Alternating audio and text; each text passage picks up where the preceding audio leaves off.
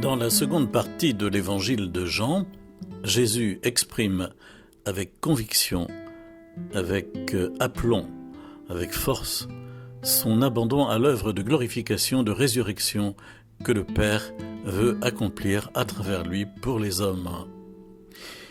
Il le fait en 3 endroits. Le premier, c'est au moment d'un épisode dont on pourrait dire qu'il est le prélude à la prière de Gethsémani qui se trouve dans les évangiles synoptiques. En Jean chapitre 12, verset 23, je lis « L'heure est venue où le Fils de l'homme doit être glorifié. Père, glorifie ton nom. » Et au verset 28, alors du ciel, vint une voix qui disait « Je l'ai glorifié, je le glorifierai encore. »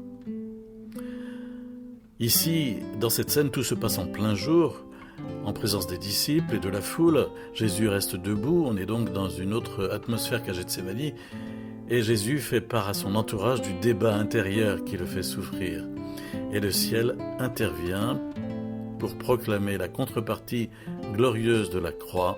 Je l'ai glorifié, je le glorifierai encore.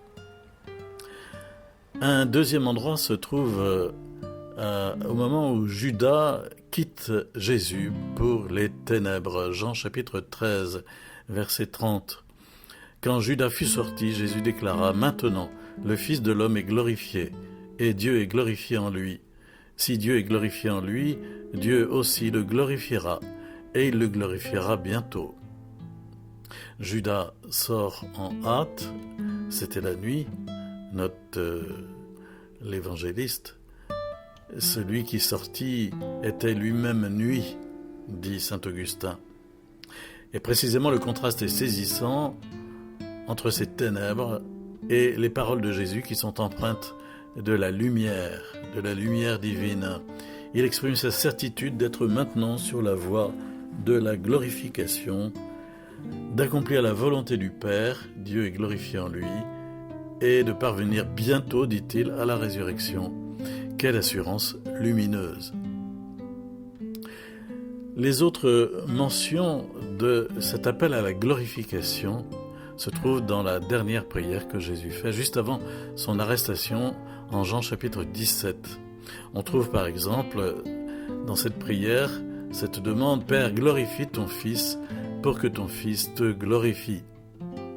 La gloire que Jésus attend, c'est la victoire sur le monde qui le condamne à la croix. C'est la manifestation de l'amour dont Dieu l'entoure sans cesse. Et face à l'échéance imminente et désormais inéluctable de la croix, Jésus appelle son Père à se manifester à travers son destin, à l'élever auprès de lui par la résurrection et l'exaltation, lui donnant ainsi la possibilité d'attirer à lui tous les hommes. Si le Christ formule pareille demande, c'est afin de glorifier le Père en réalisant la destinée du serviteur souffrant, élevé et glorifié, tel qu'il est prophétisé en Isaïe chapitre 52, verset 13. On trouve encore dans cette prière « Père, je t'ai glorifié, glorifie-moi ». 17,4. Je t'ai glorifié sur la terre en accomplissant l'œuvre que tu m'avais donnée à faire.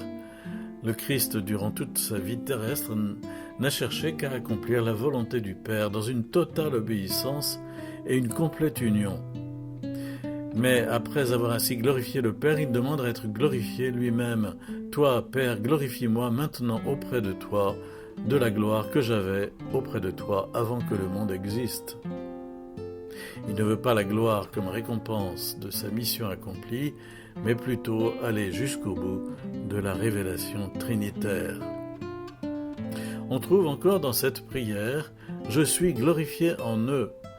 À propos des disciples, Jean chapitre 17, verset 10. Les disciples glorifient Jésus, non en perpétuant dans le monde sa renommée de fondateur de l'Église, mais par leur foi, par leur amour mutuel, par leur fidélité à la mission qu'ils continuent au nom de Jésus. Le Christ est glorifié en eux, car sa gloire, fruit de sa soumission aimante à la volonté du Père, rejaillit sur ceux qu'il a choisis et qu'il fait vivre de son esprit. Qu'ils soient donc les témoins, fidèles annonciateurs de sa parole de vérité et de vie, c'est la prière de Jésus pour eux. Et encore, on va trouver en cette prière, au verset 22, « Je leur ai donné la gloire que tu m'as donnée. » En quoi consiste cette gloire reçue du Père?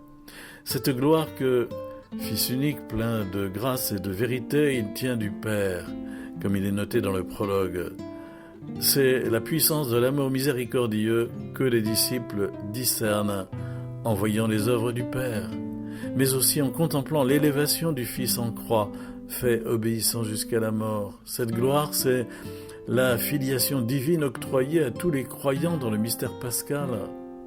Et si les disciples ne font qu'un, c'est en raison de l'effusion de l'Esprit Saint, passant du Père à Jésus, il les investit, il nous investit glorieusement.